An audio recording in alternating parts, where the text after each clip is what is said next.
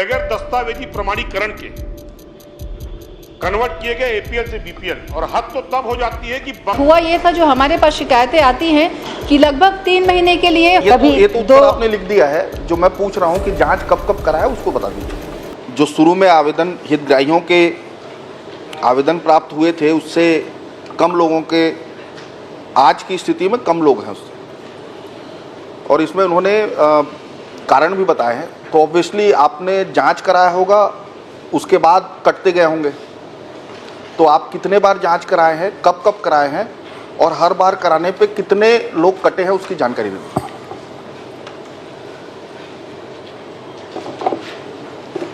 माननीय अध्यक्ष महोदय, माननीय सदस्य जी ने जो महतारी वंदन योजना के बारे में जो जानकारी पूछा है कि हमने जो इसमें आंकड़ा बताया है 70,27,154 हितग्राही आवेदन भरे हैं, और इसमें जो कमी आई है वो कमी आने का कारण यह है कि काफ़ी लोगों की मृत्यु हो गई है इस बीच में, कुछ लाभ त्याग कर दिए हैं। ये तो उत्तर आपने लिख दिया है। जो मैं पूछ रहा हूँ कि जांच कब कब कराया उसको बता दीजिए। देखिए अध्यक्ष महोदय, क्योंकि जांच समय समय पे होते रहते हैं, हर महीने होते हैं, हर दिन जांच होते रहते हैं। विभाग से जांच कराया होगा, जब भी जांच कराया उसका डेट और उसमें कितनी संख्या कम हुई उसको बता दीजिए। अब डेट उपलब्ध करा रहे हैं माननीय अध्यक्ष महोदय, तो डेट मैं माननीय सदस्य को उपलब्ध करा ठीक है, मैं आगे बढ़ जाता हूँ जी। आपने कहा कि कुछ लोगों की मृत्यु हो गई, कुछ लोगों ने लाभ त्याग किया, कुछ लोग अपात्र निकले, और एक मामला है जो बस्तर जिले से प्राप्त हुआ जिसमें नाम किसी और का था। तो जब ये आपके संज्ञान में आया तो क्या आपने जांच कराया कि इस तरह के और प्रकरण तो नहीं है कहीं पूरे प्रदेश में, और अगर जांच कराया तो कम से कम उसकी जानकारी दे दीजिए। माननीय अध्यक्ष महोदय जी, माननीय सदस्य ने जो कह रहे हैं वो सत्य है। बस्तर जिले के गांव में ये समस्या आया, फर्जी नाम से कोई व्यक्ति के माध्यम से पैसा लिया जा रहा था, तो कार्यकर्ता के द्वारा कार्यकर्ता के ऊपर भी कड़ी कार्रवाई की गई, अधिकारियों के ऊपर भी कड़ी कार्रवाई की गई, और प्रदेश में ऐसे कार्रवाई की बात नहीं कर रहा हूं मैं। माननीय सदस्य, मैं वही चीज को मैं बता रही हूँ। माननीय अध्यक्ष महोदय जी, जब वो विषय आए तो विभाग में हमने निर्देशित किया, और निर्देशित करने के बाद हमें ये पता चला कि अभी एक भी ऐसे विषय नहीं है जो इस तरह से फर्जी नाम से किन्हीं को महतारी वंदन योजना का लाभ मिल रहा है। आपने जांच कब कराया? आप जांच कराएंगे तो कैसे जांच कराएंगे? आप तो वेरीफाई करेंगे ना सारे डेटा को, तो उसका कोई तारीख हुआ होगा, आपने निर्देश दिया तो उसकी कोई डेट होगी जिसमें विभाग ने जांच किया होगा एक एक हितग्राहियों के नाम को। माननीय अध्यक्ष महोदय जी, यही बात को मैं बार बार भी कह रही हूँ, क्योंकि समय समय पे जांच होते रहते हैं, और जांच। माननीय अध्यक्ष, ठीक है, मैं आगे बढ़ जाता हूँ। चलिए, विभाग ने जांच किया नहीं है, इनके संज्ञान में आने के बाद भी कि कोई हीरो हीरोइन के नाम से भी निकाला जा रहा है, इस घटना होने के बाद भी इसमें जांच नहीं हुआ है। अध्यक्ष महोदय, अब मैं आपसे ये जानना चाहता हूँ कि महतारी वंदन योजना का लाभ पाने के लिए हितग्राही को क्या क्राइटेरिया होना चाहिए, आप बता दें।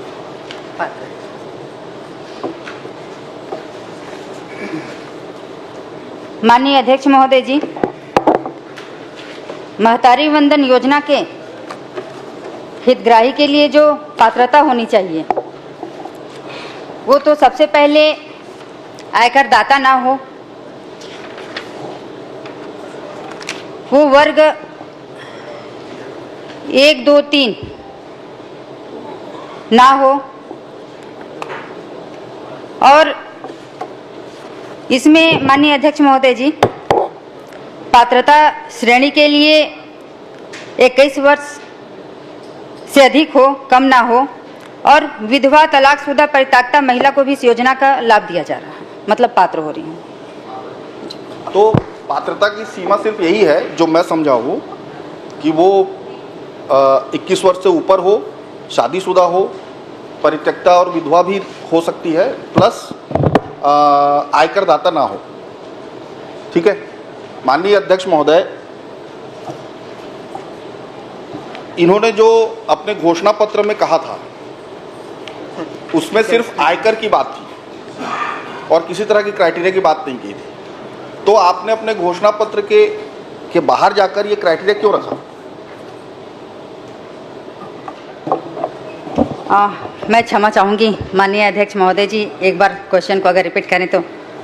अच्छा, घोषणा पत्र जिसको घोषणा पत्र में भारतीय जनता पार्टी ने जो वादा किया था, आपने उसको तो पढ़ लिया होगा। तो ये योजना बनाते समय क्या उसके वो जो घोषणा थी उससे लेकर ये योजना बनाई गई है? यदि हाँ, तो अलग से क्राइटेरिया क्यों इसमें डिफाइन किया गया है? माननीय अध्यक्ष महोदय जी, जब 2023 के चुनाव में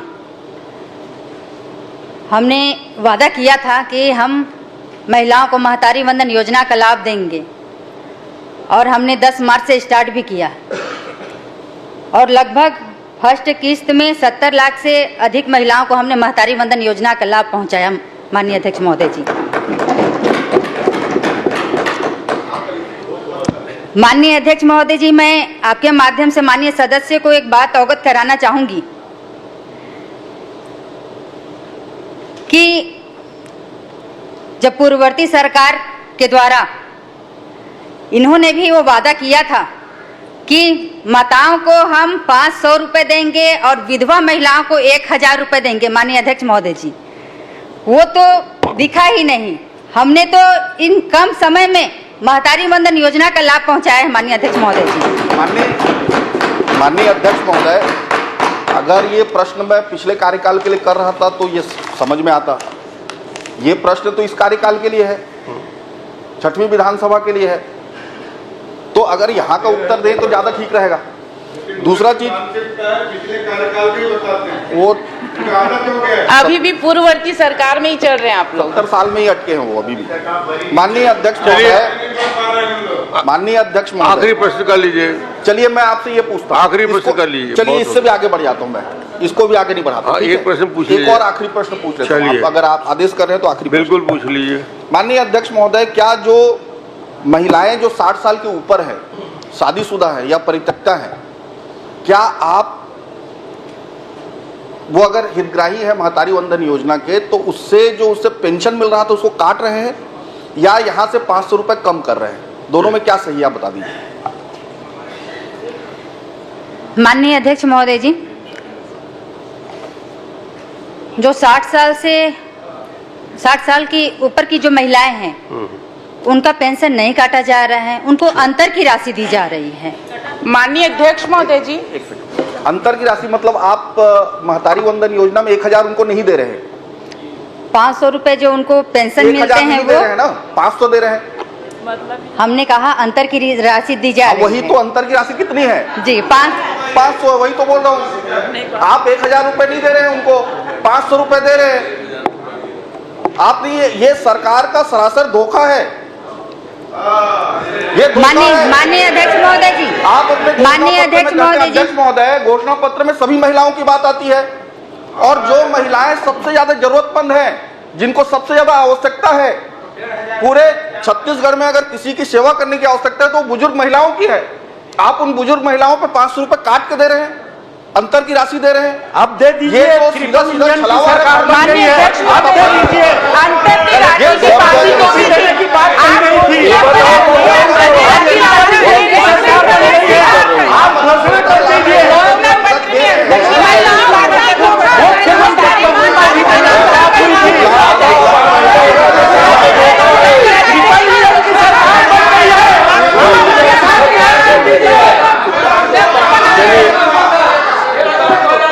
माननीय अध्यक्ष महोदय, जिन लोगों ने 5 साल माताओं और बहनों को ठगा, 1000 के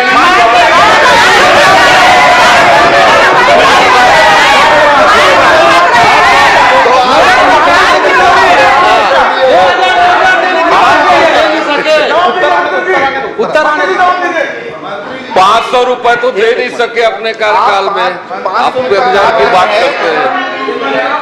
500 रुपए आप काट रहे हैं, आप यहाँ घोषणा कर लीजिए। चलिए माननीय, अरे हो गया ना माननीय, आपसे ये निवेदन है कि 500 रुपए जो आप काट रहे हैं, जो कम दे रहे हैं लोगों को, आज यहाँ सदन है, आप यहाँ घोषणा कर दीजिए 500 रुपए के अंतर की राशि नहीं काटी जाएगी। हम ताली बजाएंगे आपके लिए। आप बहुत सक्षम मंत्री हैं, 500 रुपए नहीं काट रहे, 1000 रुपए पूरा दे। बहुत सक्षम मंत्री हैं, 1000 रुपए पेंशन है आपका, आप कर दीजिए। 500 रुपए आपका पेंशन का मिल रहा है, वो अभी नरेंद्र माननीय अध्यक्ष महोदय जी, 2500 की बात किए हैं। कर दो। माननीय सदस्यों के द्वारा जो बात कही जा रही है कि पूर्ववर्ती सरकार में ही चल रहे हैं, पूर्ववर्ती बात तो सुन लीजिए, बात तो सुन लीजिए। अब आप लोगों को अवगत कराना जरूरी हो जाता है, क्योंकि आप लोगों ने 5 साल तो कुछ किया नहीं, इसलिए आपको अवगत करा रहे हैं। आदरणीय 500 रुपए नहीं दे पाए, इसीलिए मैं कह 7 रही साल हूँ। से विधवा महिलाओं को 1000 रुपए नहीं दे पाए। हम तो कम समय में 12वां किस्त अभी दे आप चुके घोषणा हैं। कर रही हैं, जो अंतर की राशि है उसको 500 रुपए आप करेंगी, अभी घोषणा माननीय अध्यक्ष महोदय जी, माननीय अध्यक्ष महोदय जी, माननीय सदस्य घोषणा करने के लिए बोल रहे हैं। हमने वादा किया था कि हम 1000 माननीय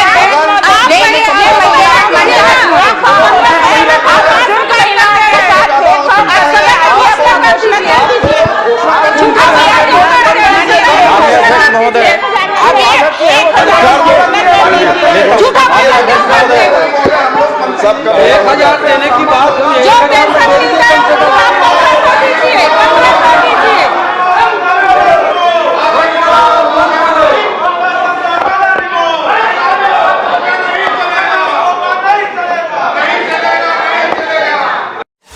आपकी कृपा से नहीं, पहले आपको स्पष्ट करना पड़ेगा प्रणाम क्या होता है, स्पेशल प्रणाम क्या होता है, और स्पेशल प्रणाम किन कारणों से कर रहे हैं। कर रहा हूं, बता रहा हूं। प्रश्नकाल चल रहा है, इसलिए आपको उसको साबित करना पड़ेगा। सर आपकी कृपा से ये अभी मुझे जानकारी मिल रही 10:30 बजे। सर इधर देखिए ना, ये मेरे प्रश्न के उत्तर जो आपकी कृपा से आज स्थानांतरित किया गया है, 10:30 बजे जवाब मेरे कक्ष में दिया गया। चाहता हूँ आपकी कृपा कैसे मेरे पर बरसती है, आज वो देखना है हुजूर कि मुझे करना क्या है। अध्यक्ष महोदय, प्रश्नकाल में चूंकि व्यवस्था का प्रश्न होता नहीं है, लेकिन विधानसभा की दृष्टि से देखा जाए यदि, तो विधानसभा के अंदर में यदि जानकारी किसी भी माननीय सदस्य को दी जाती है तो ये विधानसभा की दृष्टि से उचित नहीं है, चाहे किसी भी पक्ष के द्वारा दी जाए। और इसलिए व्यवस्था तो आप देंगे इसमें, लेकिन जो माननीय नेता प्रतिपक्ष जी ने कहा है वो सही कहा है। विधानसभा के लिए उचित नहीं है ये भी। विधानसभा, आपने 1 हफ्ता पहले निर्देश दिया था इस बात का। आज मुख्यमंत्री जी द्वारा उनके विभाग के प्रश्नोत्तर हेतु श्याम बिहारी जायसवाल मंत्री को अधिकृत किया है। मैं व्यवस्था देता हूँ बैठने।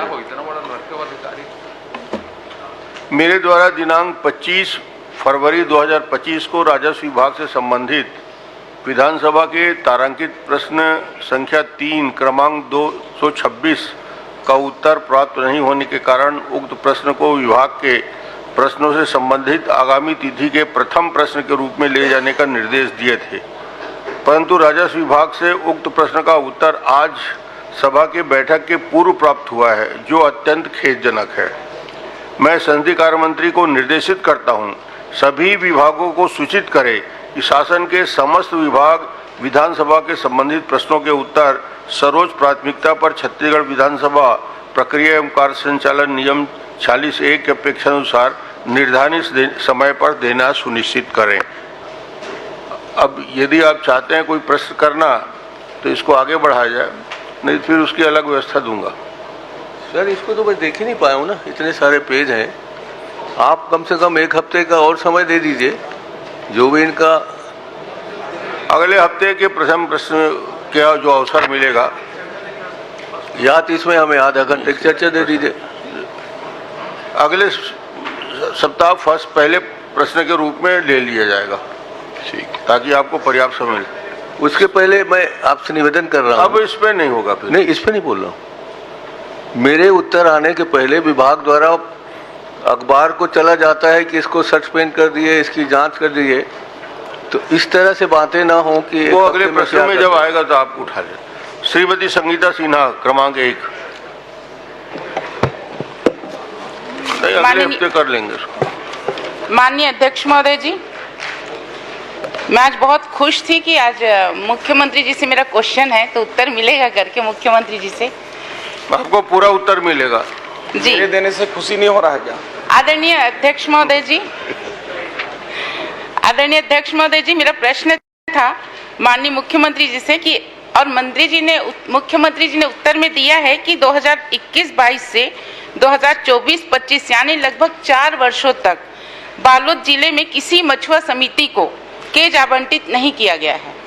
तो मेरा माननीय मुख्यमंत्री जी से एक प्रश्न है अध्यक्ष महोदय जी, वर्ष 2021-22 से 2025 तक बालोद जिले में कुल कितने केज कल्चर स्वीकृत प्रदान किया गया है और केज कल्चर स्वीकृति हेतु किन किन प्राथमिकता दिए जाने का प्रावधान है?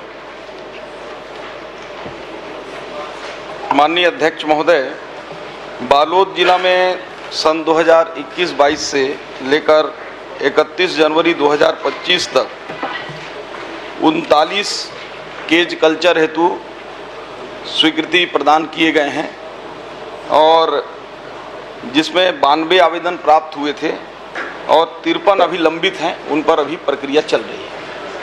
आदरणीय अध्यक्ष महोदय जी, केजों के भौतिक सत्यापन किनके द्वारा किया जाता है और इसमें क्या सब्सिडी जारी करने के लिए भौतिक सत्यापन किया जाना अनिवार्य है? जी हाँ, स्वीकृति अनुदान देने से पहले भौतिक सत्यापन किया जाता है। इसको समय समय पर जो मछुआ निरीक्षक हैं या उप संचालक स्तर के अधिकारी हैं, उनके द्वारा निरीक्षण किया जाता है और अभी तक इन 2021-22 से अभी तक माननीय 31 जनवरी तक माननीय अध्यक्ष महोदय 7,74,00,000 रुपए अनुदान दिया गया है।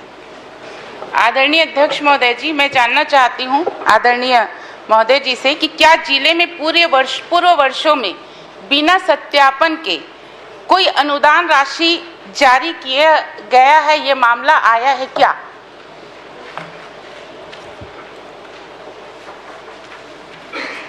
माननीय अध्यक्ष महोदय, इस प्रकार की किसी भी शिकायत अभी तक प्राप्त नहीं हुई है कि बिना भौतिक सत्यापन के उसका अनुदान राशि का भुगतान किया गया हो। आदरणीय अध्यक्ष महोदय जी, ये मेरे जिला बालोद का मामला है। पूर्व में जो अधिकारी है वो अपने रिश्तेदार और अपने पत्नी के नाम पे केज कल्चर का राशि लिया है अध्यक्ष महोदय जी, और साथ में बिना भौतिक सत्यापन किए जो सब्सिडी जारी कर दिए, आवंटन कर दिए। ये इस मामले का अध्यक्ष महोदय जी शिकायत आपको प्राप्त हुआ है और आप जांच भी चालू कर चुके हैं, लेकिन जांच कोई अच्छे से नहीं कर रहे, बस सीमित ऐसी जांच की प्रक्रिया बस आप बता रहे हैं। अध्यक्ष महोदय जी, ये बहुत गंभीर मामला है, जिला को लेके ये मामला है, 6 करोड़ राशि के गबन का मामला है।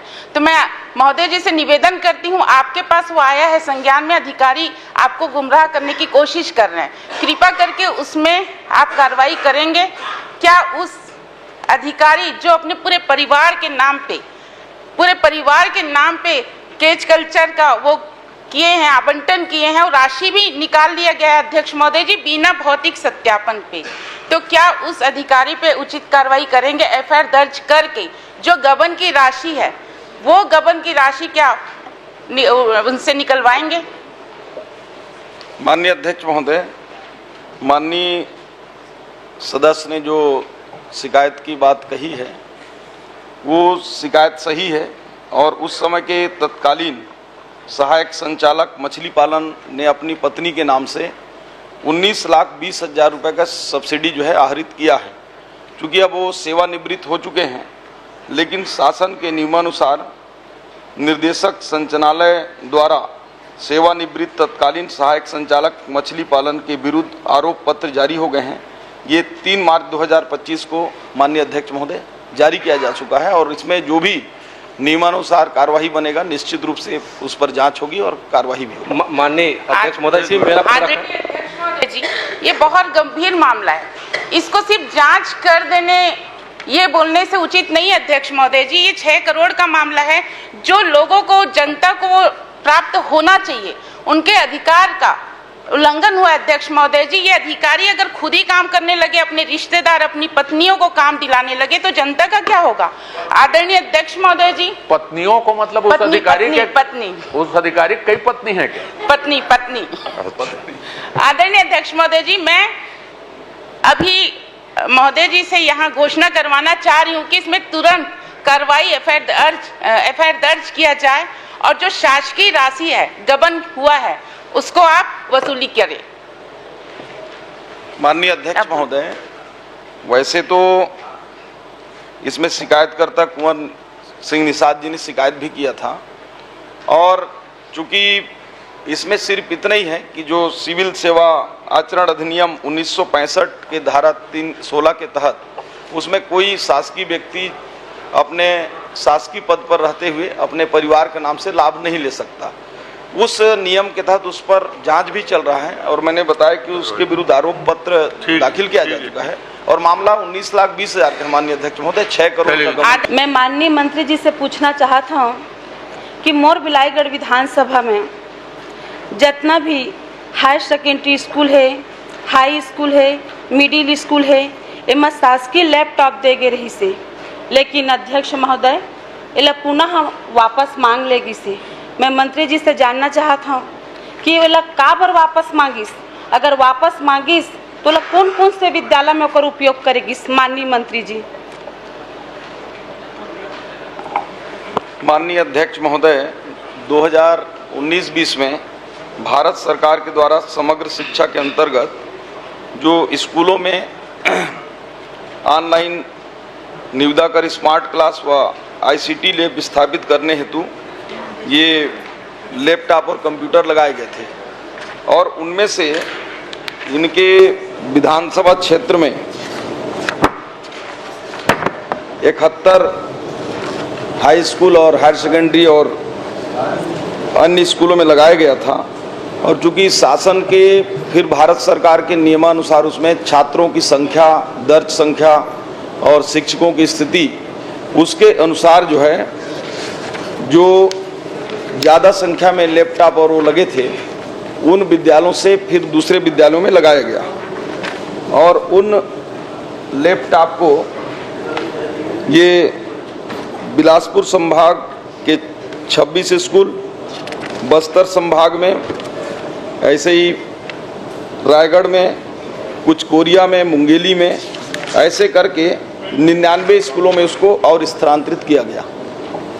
माननीय अध्यक्ष महोदय, मंत्री जी के कहना है सत्र 2021 में भारत शासन द्वारा स्वीकृति सूची में संशोधन करत कुछ ही विद्यालय निरस्त करे गए। अध्यक्ष महोदय, मैं माननीय मंत्री जी से पूछना चाहता हूँ, वो कुछ ही विद्यालय के लिए भारत सरकार द्वारा योजनाएं है, तो भारत सरकार के का पास लैपटॉप कमी रही से जो कुछ ही विद्यालय निरस्त करेगी से का स्वीकृति हुए बच्चा मन ला कितना तकलीफ होत होही। ऐसे भ्रष्टाचार, ऐसे सौतेला व्यवहार हमारे छत्तीसगढ़ के साथ भारत सरकार का बर करे जाते? माननीय मंत्री जी। माननीय अध्यक्ष महोदय, भारत सरकार का स्पष्ट गाइडलाइन रहता है और उसको राज्य सरकार ही उसको क्रियान्वित करती है और जैसा कि 2019-20 की बातचीत है, मैं किसी सरकार के ऊपर नहीं करना चाहूँगा, परंतु जो गाइडलाइन है उसके हिसाब से जितना लैपटॉप देना था, जैसे मैं उदाहरण के लिए इनके बिलाईगढ़ विधानसभा के 1-2 स्कूल को कोड कर देता हूँ। जैसे हाई स्कूल भिनोदी, वहाँ 3 गया था और 1 को वापस लिया गया, 2 वहाँ शेष है। ऐसा नहीं है कि पूरा वहाँ खाली कर दिया गया। उसी प्रकार से भंडोरा 3 था, वहाँ पे 1 वापस लिए, 2 अभी भी शेष है और उन लैपटॉप को अन्य स्थानों पर जैसे बस्तर क्षेत्र हैं, सरगुजा क्षेत्र हैं, ऐसे तमाम क्षेत्रों में उनको भेजा गया।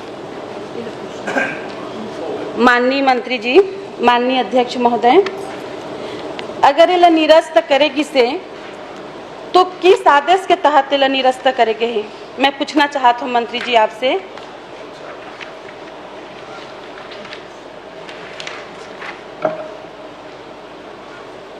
ये तो भारत सरकार के जो गाइडलाइन है उसके आधार पर राज्य सरकार का जो शिक्षा विभाग है वो परीक्षण करके उसको वापस किए हैं। आदेश की कॉपी आपको मैं अलग से उपलब्ध करा भी दूंगा। चलिए ठीक। वो किस आदेश पर किए। क्रमांक 7 सुशांत शुक्ला जी। बहुत बहुत धन्यवाद माननीय अध्यक्ष महोदय। अब माननीय अध्यक्ष महोदय, एक आप सबसे निवेदन है, मोर बिलाईगढ़ विधानसभा के बाबा गुरु घासीदास जी के तपोभूमि गिरधपुरी माँ बाबा जी के मेला लगे है, इस सदन ला पूरा न्योता देता हूँ आप सब बाबा और बाबा जी के आशीर्वाद लेवा। धन्यवाद। माननीय अध्यक्ष महोदय, मेरा प्रश्न तारांकित प्रश्न क्रमांक 1188 के उद्देश्यों की प्रतिपूर्ति के लिए है और जो माननीय मंत्री जी का जवाब आया है वो अपने आप में बड़ा विसंगतिपूर्ण है।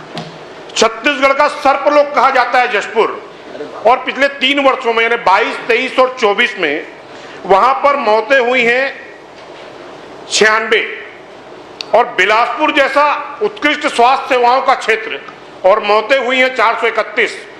इस प्रश्न के माध्यम से मेरा स्पष्ट विषय है कि पूर्ववर्ती सरकार में व्यापक तौर पर मुआवजे का एक भ्रष्टाचार का रैकेट संचालित हो रहा था राजस्व और स्वास्थ्य विभाग के अधिकारियों की मिलीभगत पर। अब इसी प्रश्न में जवाब आया है, बिलासपुर में 17 करोड़ 24 लाख का मुआवजा दिया गया है और जशपुर में 3 करोड़ 84 लाख रुपए का। मैं आपके माध्यम से माननीय मंत्री जी से पूछना चाहता हूं कि जिन मरीजों को फर्जी मुआवजे के आधार पर एक रैकेट के माध्यम से भुगतान किया गया, क्या उसकी जांच कराई गई है? अगर कराई गई तो कौन दोषी अधिकारी के विरुद्ध कार्रवाई क्या की गई? माननीय अध्यक्ष महोदय,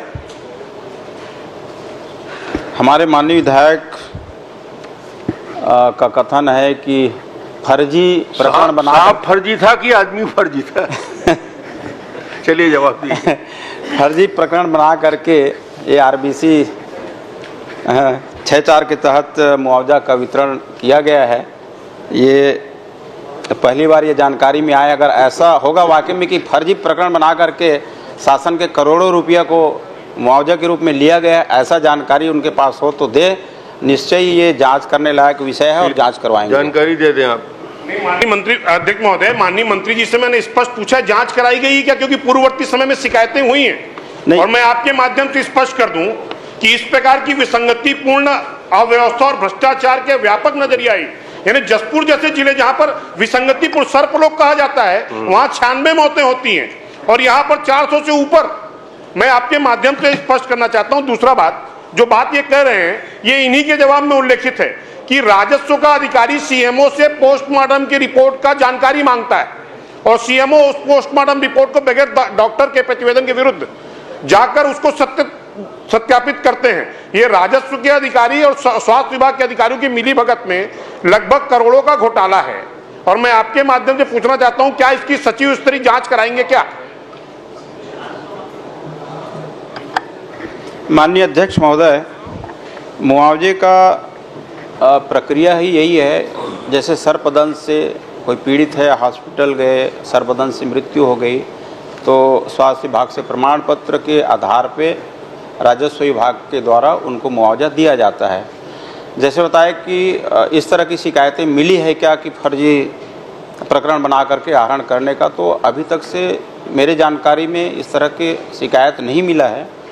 और हमारे माननीय सदस्य के पास शिकायत है तो इस शिकायत को मुझको दे, मैं निश्चित रूप से इसका मैं जांच कराऊंगा और जो कार्रवाई करते बनेगा उसमें कार्रवाई करेंगे दूसरे अधिकारी के ऊपर।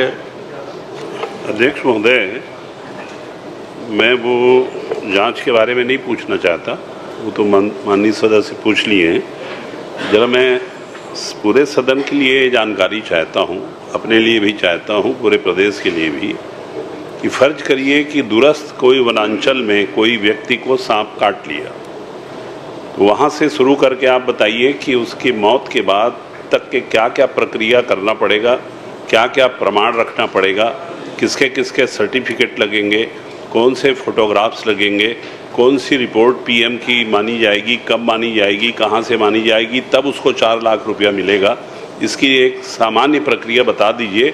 आप कल्पना कर लीजिए कि आप बस्तर के किसी बहुत घने जंगल में हैं जो कि पीएससी से 50 किलोमीटर दूर है, तो आप कल्पना करके बताइए कि सांप काटने के बाद क्या क्या करना पड़ेगा और किन किन परिस्थितियों से किन किन विषय वस्तु को निपटाते हुए 4 लाख पाने की उसके परिवारजनों को पात्रता होगी, ये जरा बता दीजिए। विषय ऐसे आए हैं, अगर समाचार पत्रों की बात करें या होर्डिंग्स की बात करें, हुआ ये था जो हमारे पास शिकायतें आती हैं कि लगभग 3 महीने के लिए होर्डिंग्स के लिए या समाचार के लिए अनुबंध किया गया और सिर्फ जो विज्ञापन दिए गए या जो होर्डिंग्स लगी वो सिर्फ 1 महीने के लिए लगी। मतलब जो 2 महीने की बकाया जो पैसा था, किराया था, वो उनको किस आधार पे दिया गया। अगर 3 महीने किसी होर्डिंग हम लगाते हैं, पेमेंट 3 महीने का हुआ, होर्डिंग सिर्फ 1 महीने के लिए लगी, तो जो पेमेंट है उसमें विसंगतियां हैं और ये साफ दिख रहा है कि 2023-24 और 24-25 मतलब ये अंतर दोनों में दिख रहा है और स्पष्ट है कि इशारा हम किस ओर करें। तो मैं यही चाहूंगी कि चूंकि डबल से भी ज्यादा राशि है तो क्या इसकी जांच होगी, क्या इसकी ऑडिट होगी। माननीय अध्यक्ष महोदय, माननीय सदस्य ने बहुत ही जिनाइन प्रश्न उठाया है। ये पिछले 1 साल में जो खर्च हुआ है पिछले 10 महीने में उसका लगभग आधा या 55% के आसपास है, लेकिन सिर्फ आंकड़ा के आधार पर सिर्फ 1 मिनट शेष है, क्या जांच होगी, क्या ये आप बता दीजिए कि इसका ऑडिट होगा, क्या इसकी जांच होगी, क्योंकि ये सरकारी पर आपके माध्यम से मुझे मिला है कि बेलतरा विधानसभा क्षेत्र के अंतर्गत वर्ष 2022 जिसमें माननीय मंत्री जी का जो जवाब आया है कि 22 से 25 तक APL ration card, BPL card, ration card जारी नहीं किया गया है, जबकि मेरे पास जो तथ्य हैं 57 राशन कार्ड ऐसे हैं जो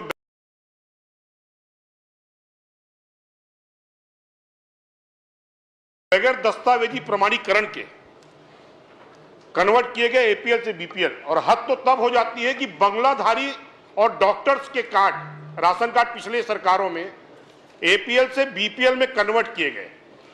अब मेरा विषय आपके माध्यम से माननीय मंत्री जी से सीधा सीधा है कि वर्तमान समय में जिनके आईडी कार्ड, आईडी नंबर से ये जो कार्ड तब कन्वर्ट किए गए, परिवर्तित किए गए, उन अधिकारियों के विरुद्ध क्या कार्रवाई की गई है, अगर की गई है तो क्या कार्रवाई की गई। माननीय अध्यक्ष महोदय, एपीएल से बीपीएल में परिवर्तित नहीं किया गया है। माननीय अध्यक्ष महोदय, ये जो बता रहे हैं विधायक जी, तो ये पहले एपीएल को निरस्त करने के लिए आवेदन किए हैं, उसके बाद फिर पात्रता अनुसार बीपीएल का कार्ड उन लोगों को बनाया गया है। माननीय अध्यक्ष महोदय, संबंधित विभाग ने माननीय मंत्री जी के माध्यम से सदन को गुमराह करने की व्यवस्था बनाई है। 57 कार्ड मेरे पास ऐसे हैं जो सक्षम लोग हैं, आर्थिक तौर पर संपन्न लोग हैं और उन्होंने द्वारा कोई आवेदन नहीं दिया गया कभी। और जो एपीएल से बीपीएल कार्ड करने की प्रक्रिया है उसमें जो सबसे महत्वपूर्ण दस्तावेज है वो श्रमिक कार्ड उसमें लगते हैं, जो श्रमिक कार्ड बने ही नहीं कभी और उनके कार्ड बनाए गए। मैं आपके माध्यम से स्पष्ट कर दूं कि पूर्ववर्ती सरकार में माननीय प्रधानमंत्री जी की योजना, जो अन्य योजना थी, उसमें 5 किलो अतिरिक्त चावल का जो आवंटन होना था, उस पूरी प्रक्रिया में बिलासपुर के 170 राशन दुकानों में प्रति दुकान लगभग 50 राशन कार्ड अतिरिक्त एपीएल से बीपीएल बनाए गए और व्यापक भ्रष्टाचार किया गया। मैं आज आपके माध्यम से आईडी नंबर भी उल्लेखित करना चाहता हूं, जिस आईडी की नंबर से ये राशन कार्ड बने, और स्पष्ट समाचार पत्रों के माध्यम से भी उल्लेखित है कि मध्य प्रदेश के सागर में ये आईडी नंबर खोले गए और वहां से 1300 राशन कार्ड डिलीट किए गए जब ये विषय उठा। राशन कार्ड जब बने वो 2022 में बने और 2024 में इसकी शिकायत हुई। शिकायत करने के बाद वर्तमान प्रशासनिक अधिकारियों द्वारा 1300 राशन कार्ड डिलीट किए गए। और आज जो जवाब दिया जा रहा है बेलतरा विधानसभा के दृष्टि से, तो बेलतरा विधानसभा बिल्हा विकास खंड के अधीन आता है और नगर निगम बिलासपुर की, और दोनों लोकल बॉडी की कोई भी दस्तावेजी प्रमाणीकरण इन राशन कार्डों के साथ संलग्न नहीं किया गया है। तो मैं आपके माध्यम से मांग करना चाहता हूं माननीय मंत्री जी से कि क्या संबंधित दोषी अधिकारियों को कार्य से पृथक करके मेरे समक्ष जांच कराएंगे क्या। माननीय अध्यक्ष महोदय, एपीएल से बीपीएल में परिवर्तित की बात जो कह रहे हैं, एक भी अगर राशन कार्ड बता दे माननीय अध्यक्ष महोदय जिसमें APL और BPL कार्ड नंबर समान हो, एक ही नंबर हो, उसको मैं जांच करा करके ऐसे कार्ड अगर मिलता है तो उसके ऊपर मैं जांच करा करके कठोर कार्रवाई कराऊंगा माननीय। चलिए आप बता दीजिए कुछ। नहीं माननीय अध्यक्ष महोदय, जो प्रश्न उद्धृत हुआ उसका जवाब नहीं आया। मैंने कहा कि संबंधित अधिकारी, जिस अधिकारी ने पूरा कांड किया, अगर उसी के माध्यम से जांच होगी तो जांच हो नहीं पाएगी। तो मैं चाहता हूं कि क्या उसको कार्य से पृथक करके संबंधित विषय पर जांच देंगे क्या?